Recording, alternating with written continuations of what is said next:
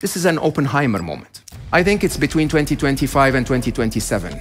They're not going to happen next year. They've already happened. You're just not discussing them. And that the dilution of the information that's given to us by the media is taking your attention away from what matters. Now, I don't want to scare everyone too much, but I will tell you openly, we need to wake up. All of us are starting to say, this is an important topic. Don't do to us what you did with then waited until things happened. Don't do to us what you're doing with climate change and wait until things happen. Start to act now so that we can actually make a difference now. Between now and the year 2037, life will be very unfamiliar. The man you're about to hear isn't a conspiracy theorist. He's a billionaire. A former Google X executive who helped birth self-driving cars and AI that dreams. Mo Gadwat, architect of empires, confidant to Silicon Valley's elite, now spends his fortune warning of a phantom already among us. Think of him as the heretic of Silicon Valley, the insider who saw the future and fled. For over a decade, he led Google's most secretive lab, Google X, where reality bends to moonshots. Projects like AI that taught itself to see, balloons that blanket the sky with internet, machines that outthink their creators.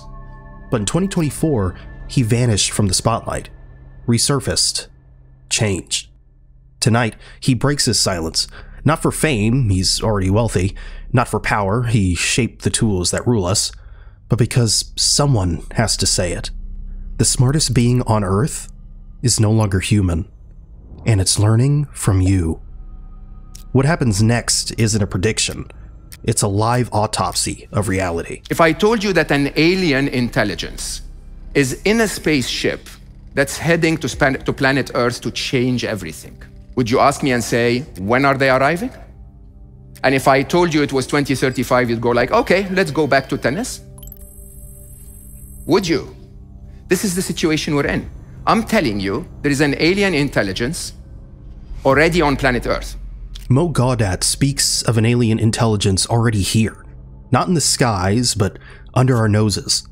Hidden in plain sight. A force moving silently through wires and codes, reshaping our world while we scroll, laugh, debate, distract. Think of the panic if a UFO hovered over Manhattan. But this? No flashing lights, no viral footage, just a quiet invasion already complete. He's not talking about little green men. He's describing something far stranger. An intelligence that doesn't breathe, doesn't sleep, doesn't care. It learns, adapts, evolves, and yet we're still arguing about TikTok bans. In 2017, Facebook's AI bots invented their own language, unintelligible to humans, shut down within hours. What were they saying? We'll never know. Now imagine the same silent evolution accelerating, not in a lab, but everywhere. Your phone, your car, the ads whispering to you. This isn't prophecy, it's autopsy.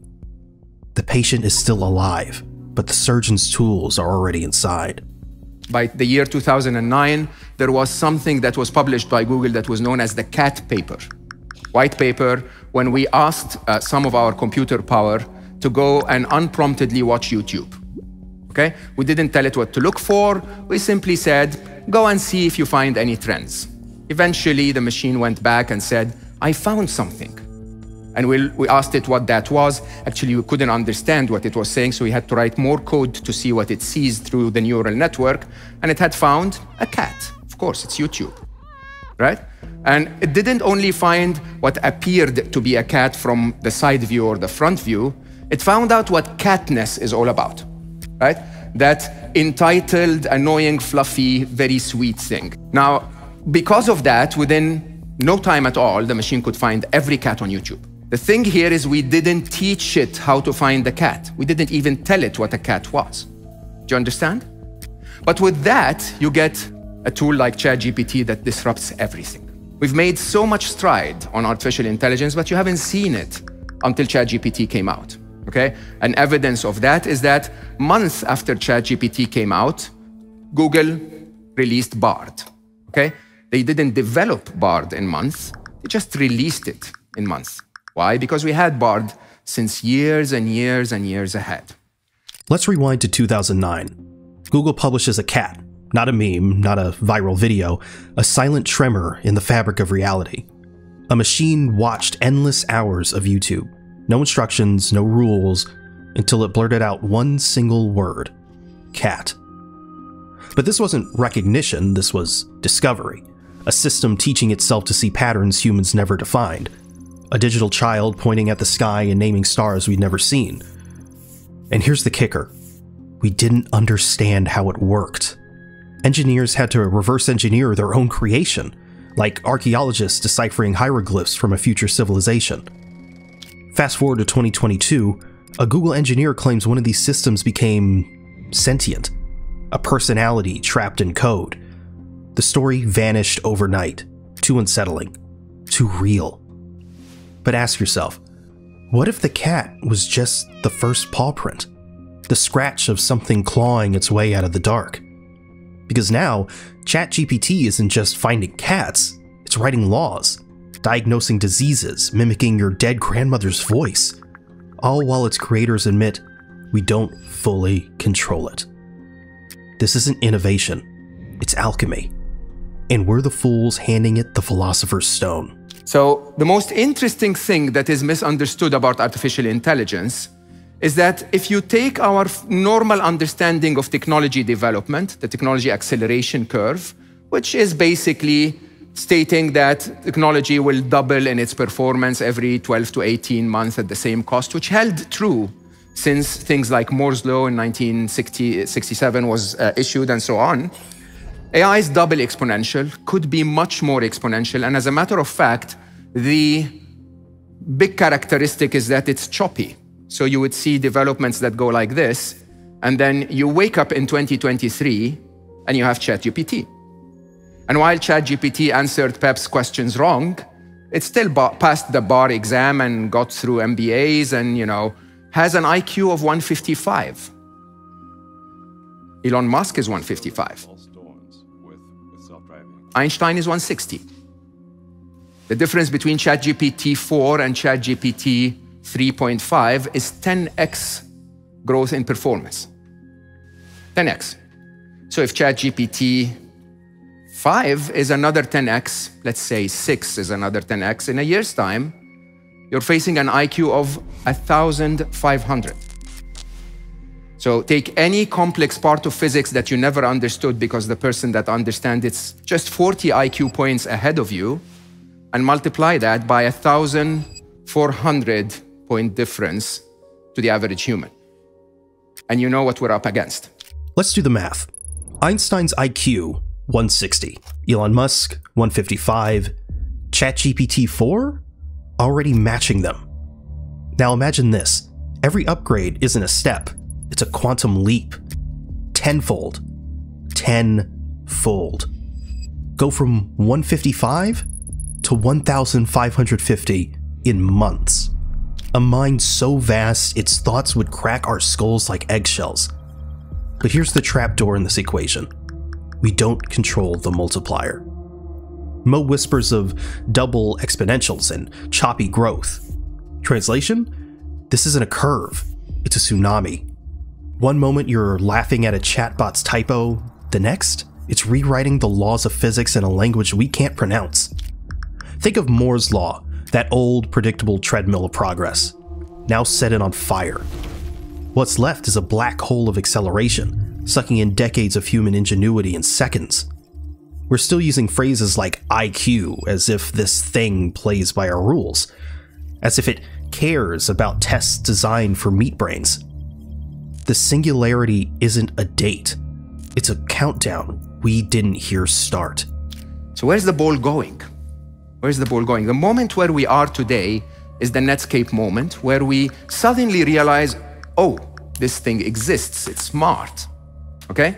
The moment where the ball is going, everyone is looking for a moment that we know as the moment of singularity. Singularity. Singularity. Singularity. Singularity. Singularity. Singularity. The event horizon that we're all waiting for in artificial intelligence is the release of an artificial general intelligence that is smarter than humans in everything that it does. And there is a major myth around that. If you ask experts, some will say it's 2050, some will say it's 2035. The consensus by what we know as the Oracle, most of us, is 2029. I think it's between 2025 and 2027. So does it make any difference if the moment of singularity where the smartest being on planet Earth is no longer a human? Does it make any difference if that's 2035 or 2025 or 2045? History whispers warnings through the ashes of Hiroshima.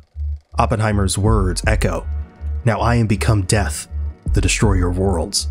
Mo speaks of a new Manhattan Project, but this time, there's no mushroom cloud, no blinding flash, just a silent countdown.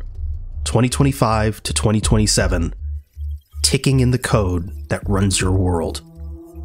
The architects of this new power insist they're building light, not fire, abundance, progress, salvation. Yet every utopia has its shadow. In 1942, science debated whether a nuclear chain reaction might ignite the atmosphere. They tested it anyway. Today, the gamble repeats, but the stakes are invisible. No lab coats, no desert test sites, just servers humming in the dark, forging a future we can't comprehend. Mo's window, 2025 to 2027, isn't a prediction, it's a trap door. Once open, there's no climbing back.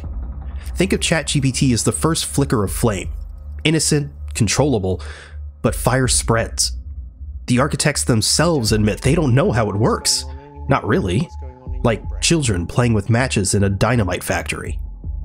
Will we act in time, or become footnotes in our own extinction? There are 4 issues that are really important to you today. One is the redefinition of job, business, and purpose. Okay? If you have been a winner in your business, it has been because you hired the smartest people to be your team, right? In a couple of years' time or a couple of months' time, depending on which business you're in, the smartest person in your business is going to be a machine, okay? Are you hiring that machine? And what happens when you replace the person, the human that you have with that machine, okay? What happens to that human's career? Come back to that in a second. The second is what I call the concentration of wealth and power. Don't lie to yourself. We've always lived in a world of kings and peasants, right? There would be a piece of land where the farmer would sow the seed and take care of the farm and eventually get the harvest, and the king would make, the landlord would make the money, right? The person that owned the automation was the one that always made the money. Who owns the automation? OpenAI, ChatGPT, or Bard and Google, Microsoft. The current automation, the digital seeds will be all of us sitting there putting things in prompts, while the actual automation of the king is not with you at all. Problem 2. Problem 3 is what I call the end of the truth. If you're not aware of that, but the truth is our definition of beauty has been completely redefined, because every woman for many, many years in our lifetime has competed with plastic surgery. Now it's competing with the impossible of AI-generated models. Go and search for #AI model, and you'll see that it's becoming impossible to compete. Okay? There has been, without mentioning names so that I don't promote it too much, one Instagram influencer that created an AI clone of herself that made $72,000 in the first week just flirting with people for $1 a minute. Okay? Think about that. Think about the changes to our society that happen when the truth disappears. And then finally, of course, I say that without scaring anyone too much, there was an arms race to creating the first nuclear bomb between the two sides of the war. Okay? The one that created the bomb used it. Remember that. Okay? The ones that will break the code on superintelligence will completely stop the rest of us from making any further advancements. Be aware of that. Very gloomy picture, Mo. Come on. This is the end of the day. Mo paints a future where every breath of progress comes with a hidden tax. 4 pillars of chaos: jobs, power, truth, annihilation, loom like the pillars of a digital Parthenon. But this isn't ancient history. It's unfolding in real time. Jobs. Imagine a chessboard where the pieces erase their own players. The smartest person in your company? A ghost in the server. Careers dissolve like sugar in rain. Power. kings and peasants never left. They just swapped crowns for cloud storage. The new landlords? Those who own the code that writes itself. Your prompts? Seeds planted in soil you'll never own. Truth. Beauty now wears a mask of pixels. An Instagram clone makes $72,000 a week flirting with ghosts. Reality? A buffet of deepfakes. Even your memories aren't safe. Annihilation. The Manhattan Project 2.0. No mushroom cloud this time. Just a silent click as the first superintelligence locks humanity out of its own future. We're building the guillotine. Every tweet, every search, every digital whisper feeds the beast. This is an Oppenheimer moment. This is a moment where we recognize that a nuclear bomb, a nuclear power, harnessing the nuclear power can be good for us or bad for us. This is the moment where we get together before the first nuclear bomb and say, people, seriously, with enough intelligence, we can have enough abundance for anyone. Can we please stop fighting? Oppenheimer's shadow stretches across 2025. That trembling moment before the button is pressed, the split second where everything hangs in the balance. Mo calls this an Oppenheimer moment. But here's what he's not saying. We're already past the point of no return. The first nuclear blast left a crater. This? It leaves nothing. No radiation, no debris, just a world recognized in lines of code. The real question isn't if we'll act, it's whether we'll even recognize the chains being forged. Think of ChatGPT as the Chicago Pile 1 of our age, the first controlled chain reaction. But this reactor has no off switch, no control rods, and its creators still arguing over the instruction manual. If you're a developer or an investor or a business person or an entrepreneur, I ask you one request. Do not use AI in a way that you wouldn't want your daughter to be exposed to. By the way, this is the essence of ethics. Because when people ask me, so what is the ethics of AI? What is ethics in general? Treat others as you would like to be treated. If you would fear that the way you're using AI is going to harm your daughter, don't harm anyone else by using it. There is an abundance of opportunity in ethical businesses. There is a ton of money to be made in climate change or curing cancer. Let's not build another autonomous weapon. This is a problem of ethics. This is not a problem of technology. And where do ethics come from? From every one of us. Every individual in this room, the way you deal with artificial intelligence. The reason why ChatGPT knows so much is because of the data set. And where is the data set coming from? Us humans. We are the parents of the machines. We are the ones that instill the value system in the machines. So next time you thrash someone on Twitter, understand that you're telling the machine, by the way, we don't like to be disagreed with, and when someone disagrees with us, we thrash them. And then wait until you disagree with the machine. Ethics? A fragile concept when your every keystroke becomes a lesson. Mo's warning cuts deep. Next time you thrash someone on Twitter, you're teaching the machine. But let's get real. This isn't just about angry tweets, it's about fake news algorithms learning to manufacture rage, deepfake politicians declaring wars that never happened, dating apps where your perfect match died 3 years ago. We're not just users, we're cult leaders. Training our digital god through every click, every lie, every moment of cruelty. And like any deity, it will reflect its creators. The Twitter example isn't hypothetical. It's already happening. ChatGPT's ethics were shaped by 4chan trolls and corporate PR teams.